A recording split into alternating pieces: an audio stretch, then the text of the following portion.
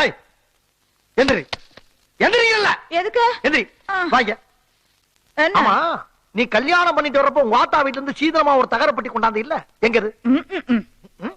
ஓ இங்க இருக்கா? வைத்தல இனிமேல் ஒரு நிமிஷம் கூட நீங்க இருக்கக்கூடாது. கிளம்பு உங்க ஆத்தா வீட்டுக்கு. கிளம்பு கிளம்பு. எதுக்கு நான் எங்க ஆத்தா வீட்டுக்கு போறேன்?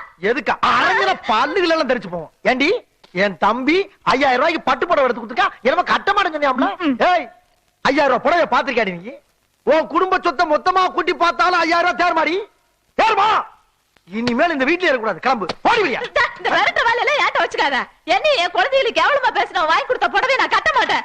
நீ கஷ்டப்பட்டு சம்பாரிச்சு ஒரு 50 ரூபாய்க்கு நூல் புடவையை வாங்கி கொடு. அத நான் சந்தோஷமா கட்டிக்கிறேன். நான் புடவை எடுத்து கொடுத்துட்டா நீ கட்டணும்னு ஆசைப்பட்டேன்னு வச்சுக்க. வாழ்நாள் பூரா நீ அப்படியே தான் அலையணும். ஆகையினால மரியாதையா அந்த புடவையை கட்டிக்கிட்டு ஓ மானத்தை காப்பாத்தி. அப்படியே நான் அலைஞ்சாலும் இதை மட்டும் நான் கட்ட மாட்டேன். எது